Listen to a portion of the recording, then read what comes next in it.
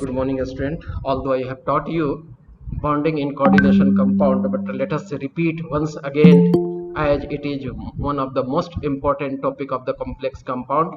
Many approaches have been put forth to explain the nature of bonding in coordination compound, और इससे related चार theory आए. पहला था आपका वैलेंस बॉन्ड थ्योरी, इसके बाद आया क्रिस्टल फील्ड थ्योरी जिसको हम लोग CFT कहते हैं, इसके बाद आया लिगैंड फील्ड थ्योरी, और लास्ट में आया मॉलिक्यूलर ऑर्बिटल थ्योरी. लेकिन हम लोगों को पढ़ना जो है सिलेबस में वो वैलेंस बॉन्ड थ्योरी यानी VBT और CFT, यही दो पढ़ना है सिलेबस में. इसीलिए दो ही चीज हम लोग पढ़ेंगे, डील करेंगे. कल डील किया था, वंस अगेन फिर से देखिए आप.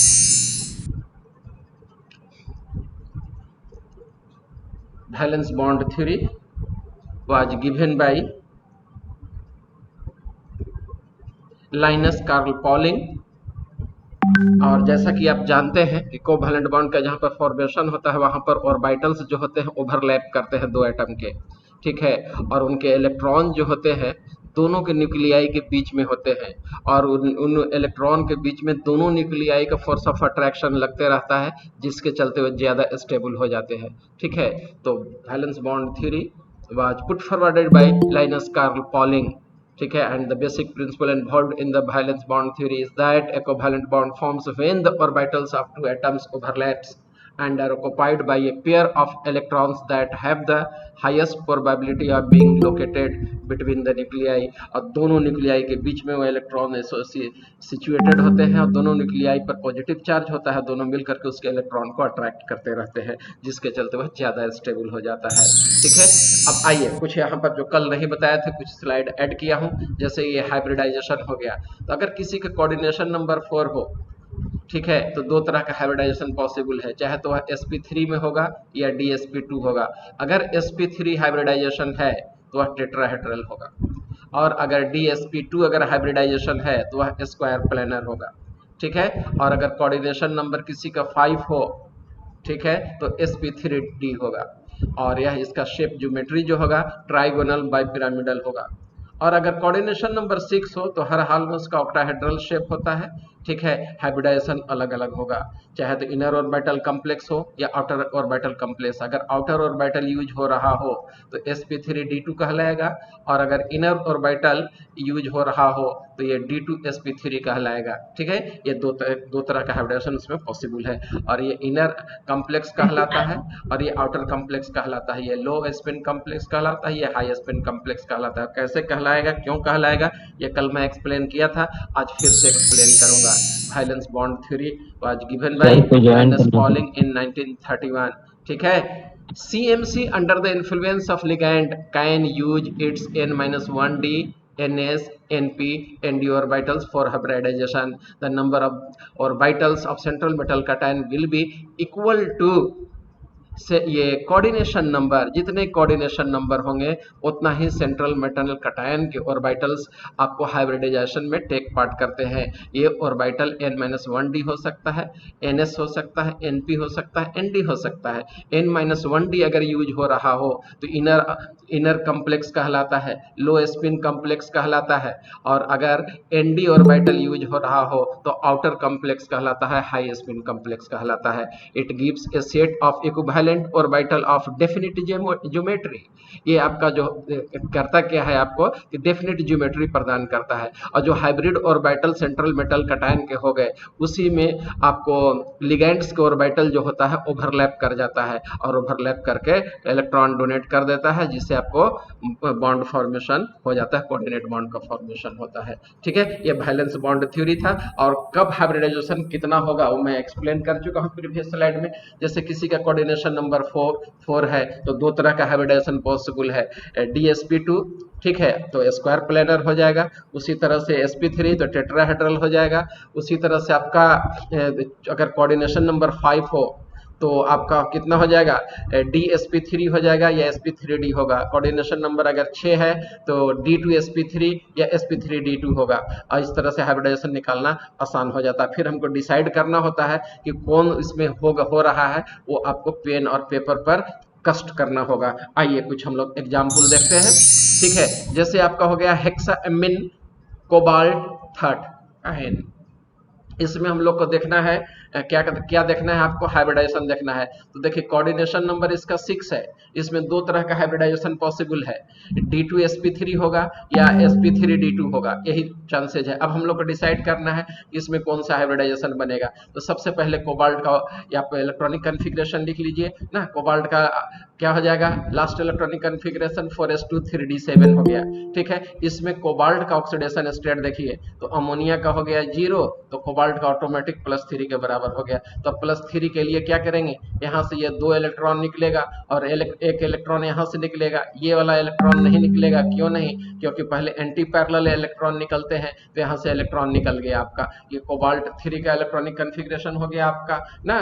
कितना हो जाएगा 4s0 3d6। तो देखिए ये 4s में 0 हो गया, 3d में आपका 6 इलेक्ट्रॉन हो गया। अब होता क्या है कि ये अमोनिया इसके इलेक्ट्रॉन, ये दोनों इलेक्ट्रॉन जो प्रेजेंट था इसके कांटेक्ट में आएगा, इसके नजदीक आएगा, चारों तरफ से सराउंड करेगा।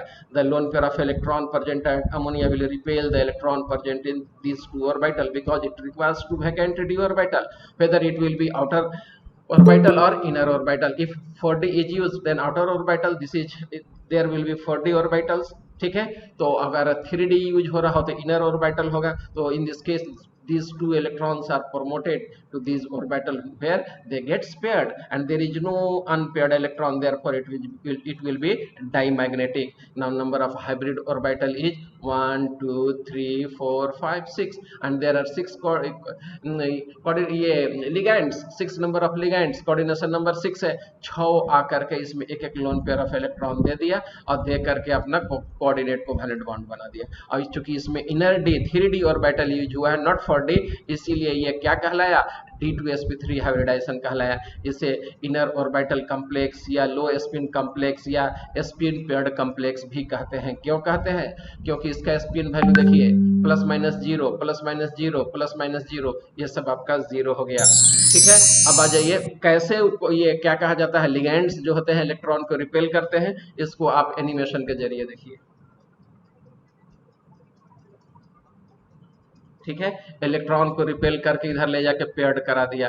अब वैकेंट ऑर्बिटल 6 चाहिए था, तो 2 3 और 3 6 वैकेंट ऑर्बिटल्स बन गए। अब 6 अमोनिया मोलिकुल है, 6 में जाकर के बॉन्ड का फॉर्मेशन कर दिया, ठीक है। और इस तरह से DsP2 हाइब्रिड ऑर्बिटल का फॉर्मेशन हो गया। इस केस में there is no unpaired electron, therefore it is diamagnetic, ठीक है। Since inner D orbital is used in hybridization, hence inner orbital और लो स्पिन और spin paired complex is formed. अब आइए दूसरा एग्जाम्पल मैं दिखाने जा रहा हूं, hexafluoride cobalt third ion. Cobalt third ion, इसका ऑक्सीडेशन स्टेट है हमारे +3 है कोबाल्ट का फिर, ठीक है। तो सबसे पहले देखिए यहाँ पर कोऑर्डिनेशन नंबर कितना है, 6 है। तो इसमें दो तरह का हाइब्रिडेशन पॉसिबल है, sp3d2 या D2sp3, इनर कॉम्प्लेक्स या आउटर कॉम्प्लेक्स, दोनों पॉसिबल है।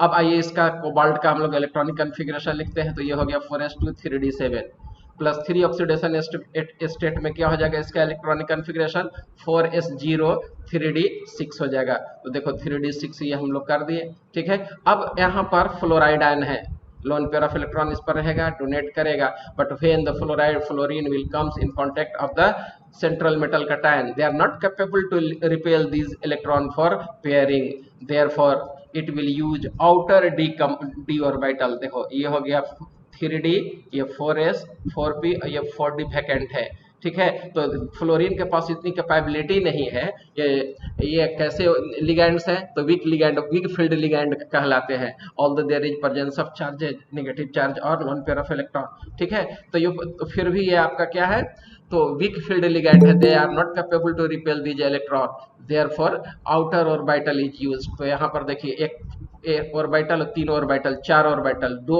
ऑर्बिटल चाहिए, तो 2 ऑर्बिटल आपका ये डी का ले लेगा, आपस में ये इंटरमिक्स होकर के 6 वैकेंट ऑर्बिटल बनेगा, जिसमें एनर्जी का रीडिस्ट्रीब्यूशन होगा, इक्विवेलेंट ऑर्बिटल होंगे। अब 6 फ्लोरीन है और 6 फ्लोरीन आपको इसमें आकर के क्या कहा जाता है, आपको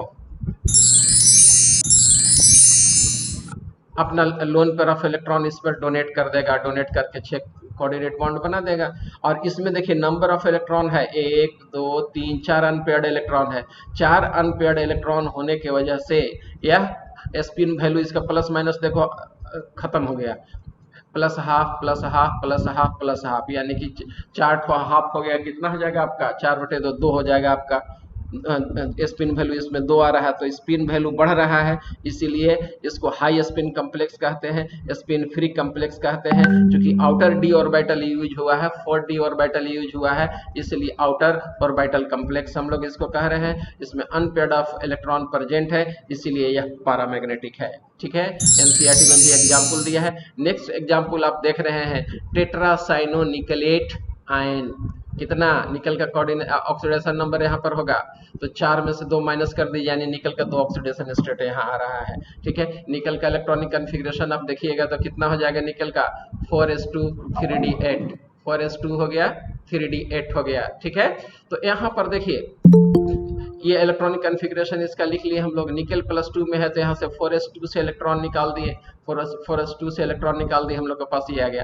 यहाँ कोऑर्डिनेशन नंबर 4 है, तो 4 ऑर्बिटल की हम लोग के पास जरूरत है। चाहे तो आपका एक s ऑर्बिटल तो होना ही होना है, चाहे तो यह p का 2 ऑर्बिटल ले ले और एक ऑर्बिटल d का ले ले। ठीक है, इसमें 2 तरह के पॉसिबिलिटीज है, dsp2 बने या sp3 बने, यही चांसेज है। तो साइनाइड के जब कांटेक्ट में आएगा, इसमें साइनाइड है लिगैंड्स। ठीक है, cyanide is strong field ligand. Cyanide जो होता है स्ट्रॉन्ग फील्ड लिगैंड होता है। When it will come in the contact of the central metal cation, this electron will be permitted to this orbital so that there will be no unpaired electron. That is why this compound will be dimagnetic. ठीक है, in this case 1 orbital of 3d that is inner p or t and 4s and 2 orbital of p will overlap and they will be intermixed to form new hybrid orbitals। ठीक है, और total 4 hybrid orbital बन गया। देखिए ये आपके पास 4 hybrid orbital है। ठीक है, जिसमें आपको साइनाइड आएंगे, एक एक इलेक्ट्रॉन एक एक पेयर ऑफ इलेक्ट्रॉन डोनेट करके कोऑर्डिनेट बना दिया। इस तरह से इसका जो हाइब्रिडाइजेशन होगा dsp2 होगा। हाइब्रिडाइजेशन कौन सा हो जाएगा, dsp2 हो जाएगा। ठीक है, ये हो गया आपका, इसका शेप कैसा हो जाएगा, स्क्वायर प्लेनर हो गया। चूंकि इनर डी ऑर्बिटल यूज हो रहा है, इसलिए इनर ऑर्बिटल कम्प्लेक्स कहलाएगा, लो स्पिन कम्प्लेक्स कहलाएगा और स्पिन पेयर्ड कम्प्लेक्स कहलाएगा। There is no unpaired electron in this compound, that is why it will be diamagnetic in nature. अब आ जाइए आप निकेल, ये टेट्राक्लोराइड निकलेट सेकेंड आयन, यही इसका यूपेक नेम हो गया। इसका देख लीजिए, इसमें हाइब्रिडेशन, तो इसमें 4 कोऑर्डिनेशन नंबर है, तो 2 तरह का हाइब्रिडेशन पॉसिबल है, dsp2 या sp3, टेट्राहेड्रल या स्क्वायर प्लेनर। तो सबसे पहले आप निकेल का इलेक्ट्रॉनिक कन्फिग्रेशन लिखिए।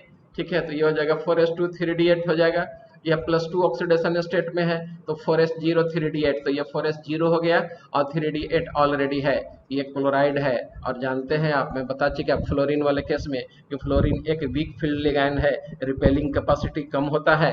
ठीक है, तो रिपेलिंग कैपेसिटी अगर कम होगा तो आपका क्लोरीन उसी फैमिली का है, इसके पास भी रिपेलिंग कैपेसिटी हाइड्रोजन का कम है, इसलिए इस इलेक्ट्रॉन को रिपेल करके यहाँ नहीं प्रमोट करा पाएगा, जिसके वजह से आपका एक s ऑर्बिटल और 3 p ऑर्बिटल आपस में इंटरमिक्स कर जाएंगे, और इंटरमिक्स करने के बाद 4 हाइब्रिड ऑर्बिटल बन गया। चूंकि इसमें एक s और 3 p का, इसीलिए sp3 हाइब्रिडाइजेशन हो गया। इसमें 2 अनपेयर्ड इलेक्ट्रॉन है, इसीलिए यह पैरामैग्नेटिक होगा। ठीक है, चूंकि इसमें इनर ऑर्बिटल यूज नहीं हुआ है, इसलिए आउटर ऑर्बिटल कम्प्लेक्स कहलाया गया। इसे हाई स्पिन कम्प्लेक्स भी कहेंगे। इसका शेप कैसा होगा, टेट्राहेड्रल होगा। ठीक है, limitation of valence bond theory कल देखे थे, फिर से एक बार रिकॉल आप कर लीजिए। ठीक है, it involves number of assumptions, कल मैं बताया था जैसा कि it does not give quantitative interpretation of magnetic data. कोई मैग्नेटिक है, पैरामैग्नेटिक है या डाईमैग्नेटिक है, इसके लिए कोई क्वांटिटेटिव डाटा नहीं है। ठीक है, it does not explain the colour exhibited by the coordination compound. Coordination compound जो होते हैं कलर्ड होते हैं जनरली, और क्यों कलर शो करते हैं इसका एक्सप्लेनेशन वैलेंस बॉन्ड थ्योरी नहीं करता है। ठीक है, it does not give a quantitative interpretation of the thermodynamic और kinetic stability of the coordination compound। कोई भी कंपाउंड क्यों स्टेबल होगा, ठीक है, कौन ज्यादा रिएक्शन करेगा, कौन कम रिएक्शन करेगा, ठीक है, इसके कौन कम स्टेबल है, कौन ज्यादा स्टेबल है, इसके बारे में वैलेंस बॉन्ड थ्योरी इंफॉर्मेशन नहीं देता है। और यह सिर्फ कोवैलेंट बॉन्ड को कंसिडर कर रहा है, आयनिक बॉन्ड के बारे में इन्होंने कोई इन्फॉर्मेशन नहीं दिया। ठीक है, It does not make exact prediction regarding the tetrahedral square planar structure of four coordination compound.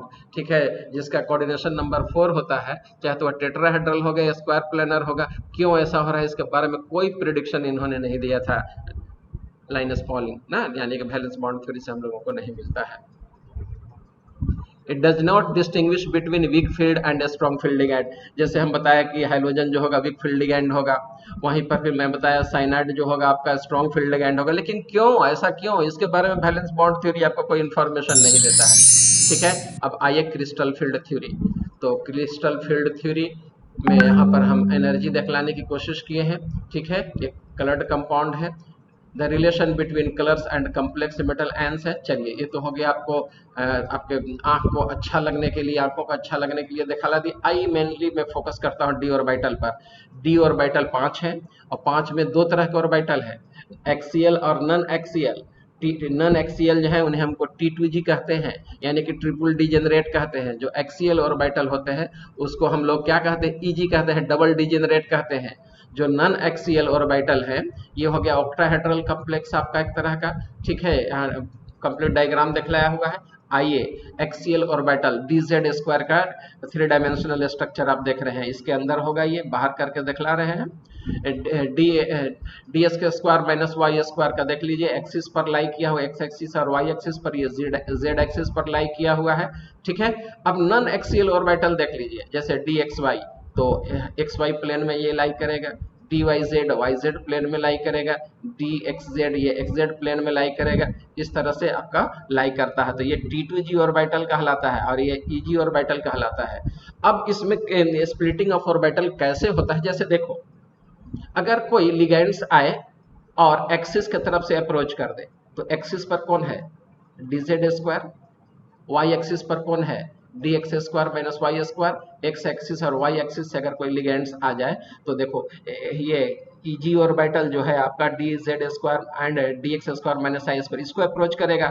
तो जब लिगेंड्स आएंगे इसके कांटेक्ट में, तो उस लिगेंड्स का इलेक्ट्रॉन और d ऑर्बिटल में प्रेजेंट इलेक्ट्रॉन दोनों के बीच में रिपल्सिव फोर्स लगेगा, और जब दोनों के बीच में रिपल्सिव फोर्स लगेगा तो क्या होगा, आपको और ये रिपल्सन की वजह से उसकी एनर्जी बढ़ जाएगी और EG की एनर्जी बढ़ जाएगा comparatively then that of T2G, और T2G ऑर्बिटल की एनर्जी कंपैरेटिवली घट जाएगा क्योंकि इसमें रिपल्सिव फोर्स कम लग रहा है। ठीक है,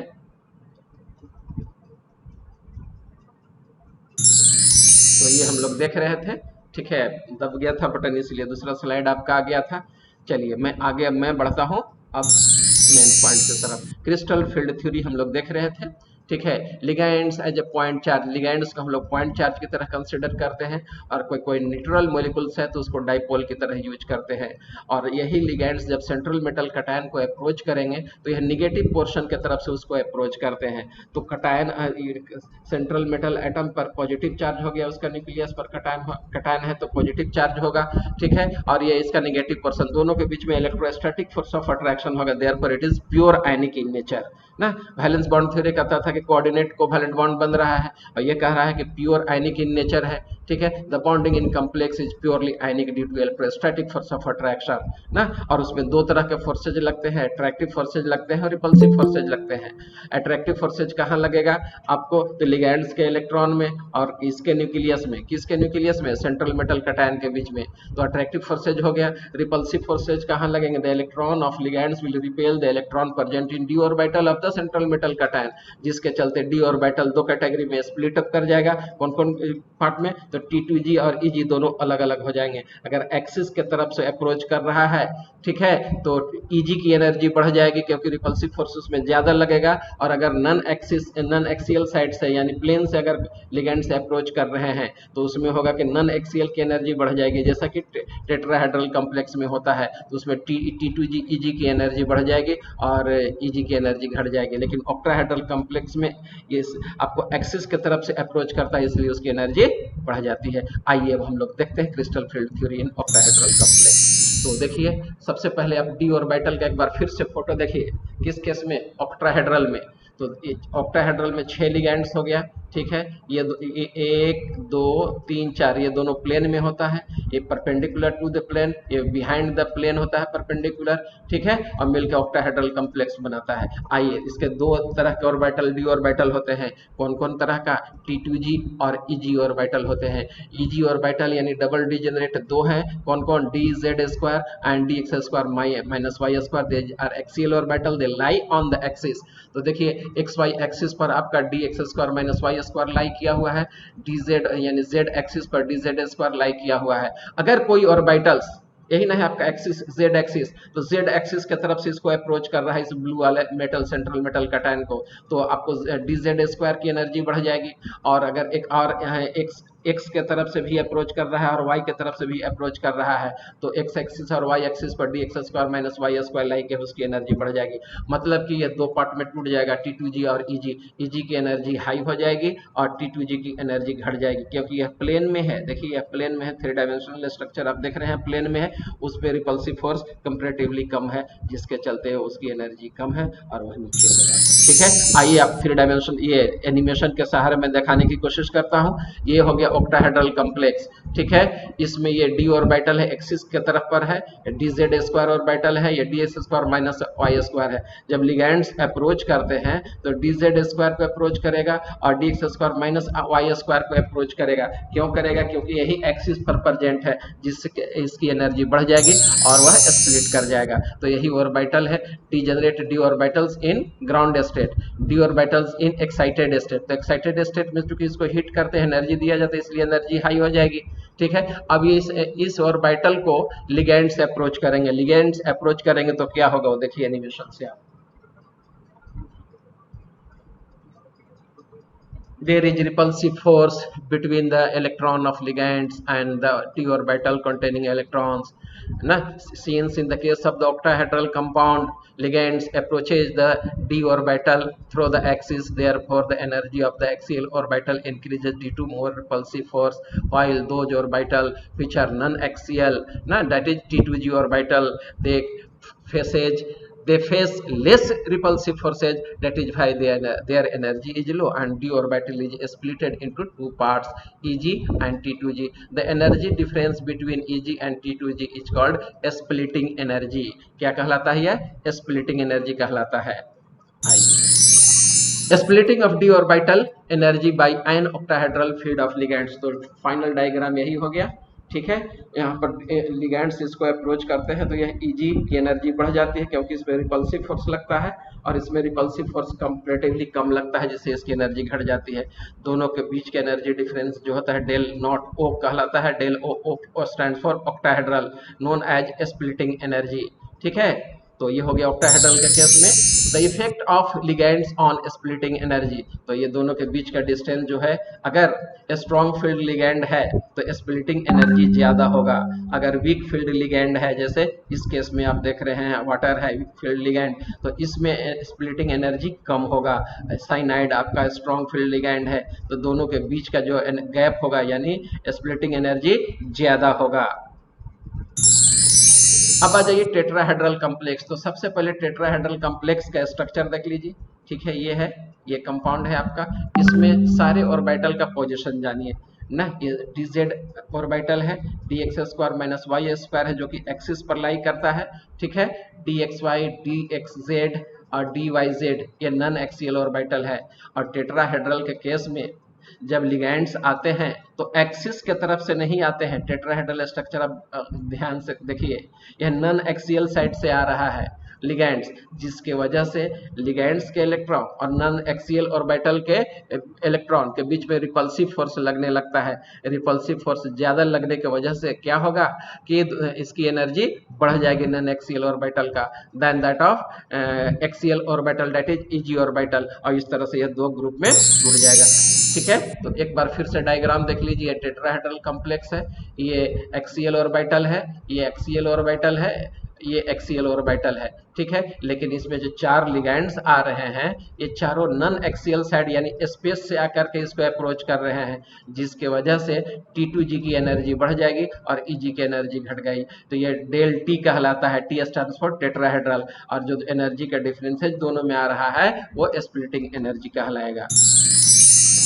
अब इसको एनिमेशन के जरिए देखिए टेट्राहेड्रल कॉम्प्लेक्स में ये टीटी जो ऑर्बिटल को अप्रोच कर रहा है, जिससे इसकी एनर्जी बढ़ गई, रिपल्सिव फोर्स ज़्यादा लगा ना, और ईजी में रिपल्सिव फोर्स कंपैरेटिवली कम लग रहा है, जिससे उसकी एनर्जी घट गई और इस तरह से यह दो सेट में बच गया ना। दोनों के बीच का जो एनर्जी डिफरेंस होगा वो आपको स्प्लिटिंग एनर्जी कहलाएगा। यही आपका डायग्राम है। T2G की एनर्जी हाई है, EG की एनर्जी कम है। ये बोर्ड में 1 या 2 बार पूछे हुए हैं, इसलिए इसको बताना जरूरी था, तो ये डबल आपको बता दिए। कल भी पढ़ाया था मैं इसको, आज भी पढ़ा रहा हूँ, ठीक है। For the same metal, same ligands and the same metal ligand distance, it can be shown that del T is equal to 4/9 del naught ना। तो del T अगर सेम मेटल है और सेम लिगैंड्स है, कोई टेट्राहेड्रल बना रहा है, कोई ऑक्टाहेड्रल बना रहा है, तो टेट्राहेड्रल की एनर्जी जो होती है वो ज्यादा होगा, किससे? ऑक्टाहेड्रल स्प्लिटिंग एनर्जी से, ठीक है। तो इस डाटा को आप याद रखेंगे। Consequently the orbital splitting energy are not sufficiently large for the forcing pairing, and therefore high spin configuration are observed in the almost all tetrahedral complex। तो यहाँ से क्वेश्चन बनता है कि आपको हाई स्पिन कॉन्फ़िगरेशन का फॉर्मेशन ज़्यादा होता है, हाई स्पिन वैल्यू वाला कॉम्प्लेक्स बनते हैं टेट्राहेड्रल कॉम्प्लेक्सेज में, ऐसा क्यों? तो आंसर हो जाएगा उसकी क्या कहा जाता है, स्प्लिटिंग एनर्जी हाई होती है, और इतनी हाई होती है कि मतलब लिगैंड से उतना प्रोवाइड नहीं हो पाता है। आइए इलेक्ट्रोकेमिकल सीरीज आप देखने जा रहे हैं ना, स्पेक्ट्रोकेमिकल सीरीज देखने जा रहे हैं। It is arrangement of ligands in increasing field strength, experimentally determined series based on the absorption of light bye complex with the different ligands. जब पहले एनसीईआरटी में दिया था और सिलेबस में इंट्रोड्यूस हुआ था, आई थिंक 2007 या 8 में आया, ये एनसीईआरटी में इंट्रोड्यूस किया था ये, तो ये फर्स्ट बार में ही पूछ दिया था व्हाट इज स्पेक्ट्रोकेमिकल सीरीज। तो स्पेक्ट्रोकेमिकल सीरीज क्या है? It is arrangement of ligand in increasing order of the field strength ना। It is experimentally determined series based on the absorption of light by complexes with different ligands. तो ये increasing order में आप देख रहे हैं स्ट्रॉन्ग फील्ड लिगैंड, सबसे ज्यादा कार्बन मोनोऑक्साइड है स्ट्रॉन्ग फील्ड लिगैंड, और सबसे हाइड्रोजन सबसे कम है, ठीक है। आप यहाँ तक याद रखेंगे आइसोथियोसाइनेट तक, यहाँ तक स्ट्रॉन्ग है।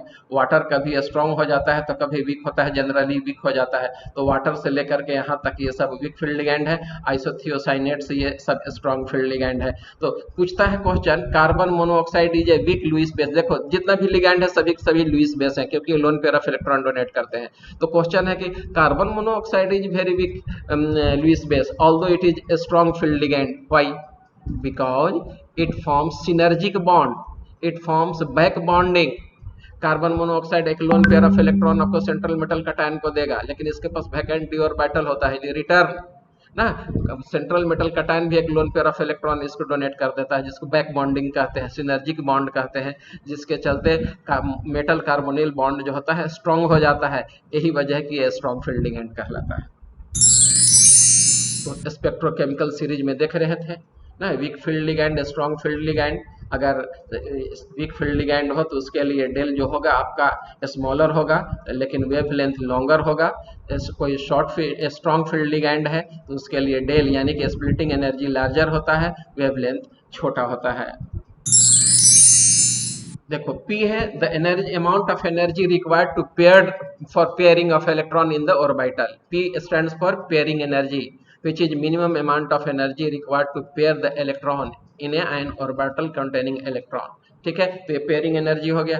अगर ऑक्टाहेड्रल का केस में splitting energy is less than pairing energy, ठीक है, पेयरिंग एनर्जी अगर ज्यादा हो और क्या कहा जाता है स्प्लिटिंग एनर्जी कम हो, और ऑर्बिटल का कंडीशन है ना आपका T2G और EG दो सेट में टूटा हुआ है, 4 इलेक्ट्रॉन है, तो पेयरिंग एनर्जी ज्यादा है तो ये इलेक्ट्रॉन यहाँ से निकल के इसमें नहीं आ पाएगा, क्योंकि पेयरिंग एनर्जी ज्यादा है, स्प्लिटिंग एनर्जी कम है, तो इसका इलेक्ट्रॉनिक कॉन्फ़िगरेशन हो जाएगा T2G3 EG1। लेकिन अगर इसका उल्टा हो जाए, पेयरिंग एनर्जी कम जाए और स्प्लिटिंग एनर्जी हाई हो, पेयरिंग एनर्जी जैसे ही कम होगा ये इलेक्ट्रॉन निकल करके इसमें आसानी से पेयर कर जाएगा, तो उसमें T2G4 EG0 हो जाएगा, ठीक है। तो आइए उसको आप देखिए नेक्स्ट स्लाइड में। तो यही देखिए पेयरिंग एनर्जी कम है और स्प्लिटिंग एनर्जी ज्यादा है, तो आराम से ये इलेक्ट्रॉन प्रमोट होकर के इसमें आ जाएगा और T2G4 EG0 बना देगा। ठीक है, तो ये इलेक्ट्रॉनिक कन्फिग्रेशन, ये इस पर बेस्ट क्वेश्चन बोर्ड में आता है आपका, इसको आप देख लेंगे, एक बार प्रैक्टिस कर लेंगे। NCERT से क्वेश्चन सोल्व करना आपके लिए कंपलसरी है। आइए colour in the coordination compound हम लोग देखने जा रहे हैं। It is due to DD transition of the electron if a light corresponding to a wavelength is absorbed by a complex, it would excite the electron from T2G orbital to EG or vice versa. Complex gives color. It is only possible in the presence of ligands. चलिए, तो कैसे DD transition होता है कल समझा दिया था। जैसे में आपका ऑक्टाहेड्रल कॉम्प्लेक्स है तो Eg ऊपर होता है, T2G नीचे होता है। अगर उसको सनलाइट इंसिडेंट होगा तो इलेक्ट्रॉन एक्साइटेड स्टेट में आएगा, इलेक्ट्रॉन T2G से जंप करके Eg में जाएगा।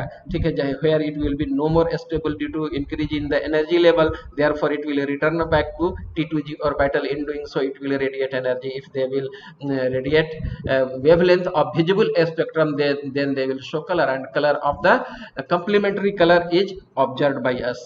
ठीक है, वो हम लोग देखेंगे। So the color of the complex is complementary to that which is absorbed. The complementary color is the color generated from the wavelength left over. If green light is absorbed by the complex, it appears red. कैसे होता है complementary colour 11th में पढ़ाया हूँ, 12th में भी उसको idea में दूंगा। तो कंप्लीमेंट्री कलर निकालने के लिए एक सर्किल बना दीजिए ना, इस तरह से ड्रा कर दीजिए, एक और लाइन खींच दीजिए। ठीक है, अब विवग्योर लिख डालिए कहीं से भी उठा करके, जिसमें इंडिगो नहीं लिखना है, शुरू में जो था भी लिख दिए। देखिए विवग्योर, ये आपका विवग्योर हो गया ना। तो देखो अगर कोई ग्रीन कलर दिखाई दे रहा है तो वो रेड कलर को एब्जॉर्ब कर लिया और रेडिएट किया ग्रीन कलर, तो ग्रीन दिखाई देगा, एंड वाइस वर्सा। अगर हम लोग को रेड दिखाई दे रहा है मतलब ग्रीन को एब्जॉर्ब कर लिया, रेड को रेडिएट कर लिया। उसी तरह से अगर कोई ब्लू हम लोग को दिखाई दे रहा है तो ऑरेंज कलर को क्या कर रहा है, एब्जॉर्ब कर रहा है। ठीक है, एंड वाइस वर्सा। ठीक है, उसी तरह से आपको अगर ये येलो कलर दिखाई दे रहा है, इसका मतलब वायलेट कलर को एब्जॉर्ब कर लिया, येलो को रेडिएट कर लिया, एंड वाइस वर्सा। ठीक है, आप फिर से इस डायग्राम को थोड़ा कलरफुल देखना चाहते हैं तो देखिए, एंड आर्टिस्ट व्हील है ये। वायलेट का आपको येलो हो गया, ग्रीन का रेड हो गया, ऑरेंज का आपको ब्लू हो गया। इंडिगो गैप किए हैं, उस वक्त इंडिगो का खोज नहीं हो पाया था कलर का, इसलिए इस व्हील में आपको फिट नहीं किया गया है। एब्जॉर्प्शन एंड एब्जॉर्ब्ड कलर ना, देखिए अगर आपको कोई कलर आपका वायलेट कलर है तो उसमें एब्जॉर्ब कलर जो होगा ग्रीन येलो होगा, ब्लू है तो एब्जॉर्प्शन येलो का होगा। अगर ब्लू ग्रीन कलर आपको एब्जॉर्ब हो रहा है तो अब हम लोग कलर कैसा देखेंगे, रेड देखेंगे। अगर येलो ग्रीन कलर का एब्जॉर्प्शन हो रहा है तो हम लोग को वायलेट दिखाई देगा। अगर कोई येलो अगर एब्जॉर्ब कर रहा है तो हम लोग कैसा देखेंगे, डार्क ब्लू देखेंगे। कोई ऑरेंज अगर एब्जॉर्ब कर रहा है तो हम लोग ब्लू देखेंगे। कोई रेड कलर कहीं पर एब्जॉर्प्शन हो रहा है तो रेडिएट ग्रीन कलर करेगा, हम लोग उसी को देखेंगे। तो ये आपका जो बाद में ऐड किया गया है वो मैं इसमें डाला हूँ। ठीक है, अब आ जाइए the colour of the titanium ना, इस कंपाउंड का देख लीजिए, हेक्सा एक्वो टिटेनियम थर्ड आयन, इसका आईयूपैक नेम हो जाएगा हेक्सा एक्वा या एक्वो टिटेनियम थर्ड आयन। ठीक है, एब्जॉर्प्शन है इधर वेवलेंथ है। ठीक है, T2G है और ये EG है, यानी कि ऑक्टाहेड्रल कॉम्प्लेक्स है ये। ठीक है, ऐसे भी कोऑर्डिनेशन नंबर 6 है तो ऑक्टाहेड्रल होना ही है। ठीक है, तो ये T2G में एक इलेक्ट्रॉन था, जैसे ही सनलाइट इंसिडेंट हो गया ये इलेक्ट्रॉन जंप करके इसमें आ गया, तो यहाँ पर एब्जॉर्प्शन ऑफ लाइट होगा।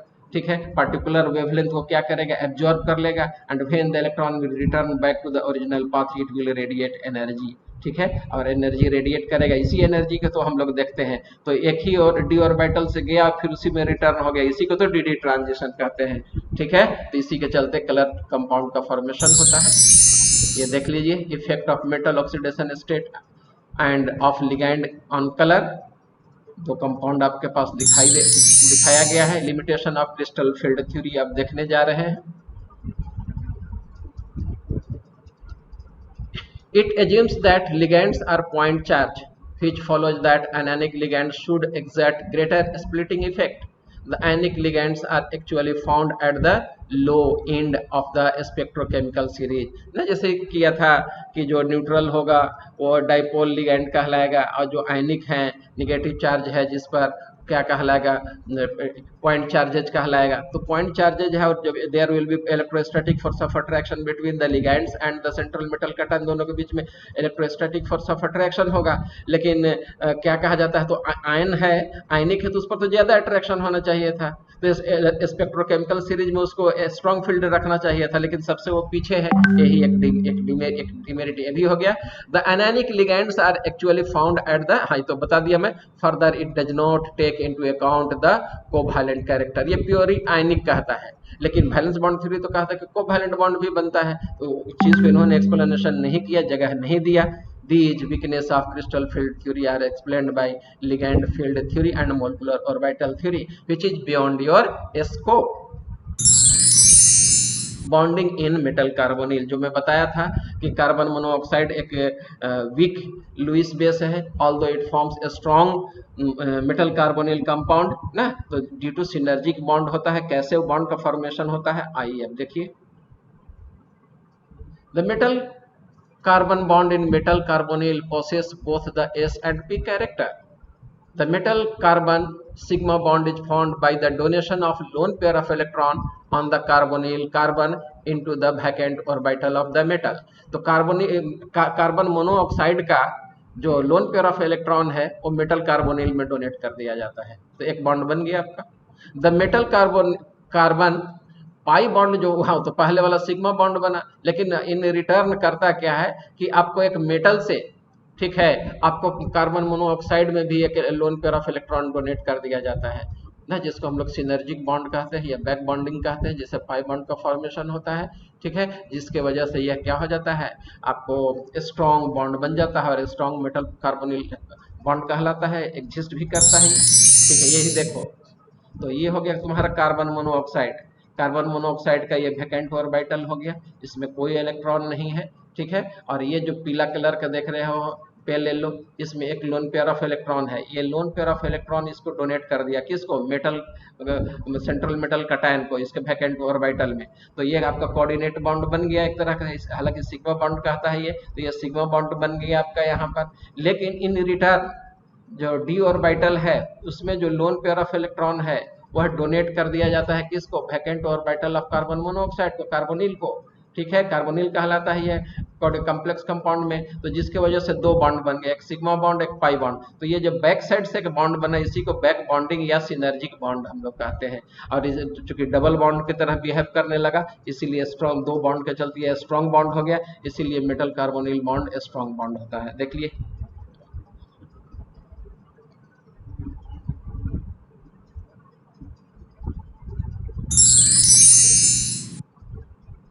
ऑक्सीजन तो सर नॉन मेटल हुआ ना? क्या चाहिए बेटा? ऑक्सीजन सर नॉन मेटल हुआ, फिर नाम मेटल कार्बोनिल का क्यों रखे? हाँ, कार्बन की तरफ से बॉन्ड बन रहा है इसलिए मेटल कार्बन मोनोऑक्साइड है, और कार्बन मोनोऑक्साइड को हम लोग इसमें क्या कहा जाता है, कॉम्प्लेक्स काउंट में लिगैंड्स का नाम क्या देते हैं, कार्बोनिल देते हैं ना, इसीलिए मेटल कार्बोनिल बॉन्ड कहलाता है। Next question. Sir metal carbon के लिए ऑक्सीजन के लिए नहीं है? नहीं नहीं, क्यों? Okay sir. वजह है उसका, ठीक है, वैकेंट ऑर्बिटल चाहिए, लोन पेयर ऑफ इलेक्ट्रॉन चाहिए, ठीक है, इसी वजह से बनता है ये। ऑक्सीजन का मैक्सिमम बॉन्ड कितना बनना चाहिए, 2 ना, तो ऑलरेडी देखिए इसका बॉन्ड आपका 2 बना हुआ है, तो ये कोऑर्डिनेट कर देता है, ठीक है, तो एक जो इलेक्ट्रॉन पेयर बच गया ये इसको कोऑर्डिनेट कर रहा है, इसका 4 बॉन्ड होता है ना कार्बन का, तो ये तो चौथा बॉन्ड इधर से इस सिग्मा बॉन्ड बना दिया, ये तो बैक बॉन्ड मेटल के चलते बन गया। आइए, importance and application of coordination compound अब हम लोग देख रहे हैं। It is used in qualitative and quantitative analysis. Qualitative analysis और क्वांटिटेटिव एनालिसिस में बता चुका हूँ 11th में। क्वालिटेटिव में हम लोग एस्टिमेट करते हैं कि कौन कौन सा एलिमेंट प्रेजेंट है, और क्वांटिटेटिव एनालिसिस का मतलब है कि वो जो एलिमेंट प्रेजेंट हो कितने अमाउंट में प्रेजेंट है। एस्टिमेशन ऑफ हार्ड वाटर में यूज होता है, एक्सट्रैक्शन ऑफ मेटल में यूज होता है, कहाँ पर हुआ था, सिल्वर और गोल्ड के एक्सट्रैक्शन में इसका यूज हुआ था। प्यूरिफिकेशन ऑफ मेटल में होता है। बायोलॉजिकल सिस्टम, जैसे आपको ये क्लोरोफिल है तो उसमें मैग्नीशियम आयन पाया जाता है, हीमोग्लोबिन है, हीमोग्लोबिन में Fe+2 के फॉर्म में पाया जाता है, सेंटर में ये पाया जाता है, कॉम्प्लेक्स कंपाउंड होते हैं वो, ठीक है। एज ए कैटालिस्ट यूज होता है, इन इलेक्ट्रोप्लेटिंग में यूज होता है, इन ब्लैक एंड व्हाइट फोटोग्राफी में यूज होता है। आइए एक एक करके एप्लीकेशन देखते हैं हम लोग, ठीक है। तो कोऑर्डिनेशन कंपाउंड, कितना टाइम हो रहा है, बहुत टाइम है अभी। Coordination compounds find use in many qualitative and quantitative chemical analysis में यूज होता है इसका, ठीक है। हार्डनेस ऑफ वाटर के रिमूवल में यूज होता है, जिसमें एडिटा यूज होता है, सोडियम का कंपाउंड के साथ एडिटा, हम लोग सोडियम एडिटा यूज करते हैं। Some important extraction process of metal like those of silver and gold make use of complex formation। पढ़ा चुका हूँ, ये बताया हूँ अभी, और पहले भी हम लोग उसमें देख चुके हैं एक्सट्रैक्शन में, एक्सट्रैक्शन ऑफ मेटल में। प्यूरिफिकेशन ऑफ मेटल में इसका यूज होता है, can be achieved through the formation and subsequent decomposition of their coordination compound. बताइए तो प्यूरिफिकेशन ऑफ मेटल में कहाँ पर पढ़े हैं, उस प्रोसेस का नाम क्या था? हेमेटाइट वॉल्यूम से। नहीं बेटा, ये वॉन आर्कल मेथड न, जिसमें हम लोग ये क्या कहा जाता है, हाइपरफेज बनता था और वह कॉम्प्लेक्स बनता है, वह अनस्टेबल होना चाहिए, उसको हिट करेंगे तो वह डिकम्पोज कर जाएगा। जैसे निकल टेट्राकार्बोनिल मॉन्ट्स प्रोसेस पढ़े थे ना, वहां पर ये पढ़े थे, वहीं पर ये यूज होता है ये प्यूरिफिकेशन में आपके सिलेबस के हिसाब से, ठीक है। Coordination compounds are of great importance in the biological system. The pigment responsible for the photosynthesis, that is chlorophyll, is a coordination compound of magnesium. Hemoglobin, the red pigment of blood, which acts as oxygen carrier in the coordination compound of iron। बता चुका हूँ, दोनों के बारे में चर्चा मैं कर चुका हूँ, आप पहले से भी जानते हैं उसके बारे में, ठीक है। कैटलिस्ट की तरह बहुत सारे ये यूज होते हैं इंडस्ट्रियल प्रोसेस में, ठीक है। इलेक्ट्रोप्लेटिंग में यूज होता है, ठीक है। और देख रहे हैं सिल्वर साइनाइड और आयरन साइनाइड के कंपाउंड, आयरन कह रहे हैं गोल्ड, फोटोग्राफी में यूज होता है ना। The developed film is fixed by washing with hypo solution which dissolves the undecomposed silver bromide to form a complex ion ना। और यही आपको हाइपो के साथ यूज करने के बाद इस कम्प्लेक्स कंपाउंड का फॉर्मेशन होता है, जिसके चलते फोटोग्राफिक जो होता है वो फिल्म पर आपका फिक्स हो जाता है। ये आपको बता सकते हैं देख करके कि क्या चीज है, क्लोरोप्लास्ट है जी, क्लोरोफिल है, ठीक है। Thank you, have a nice day. इस तरह से आपका ये चैप्टर फिनिश होता है, ठीक है। फिर हम लोग कल मिलेंगे एक नए चैप्टर के साथ।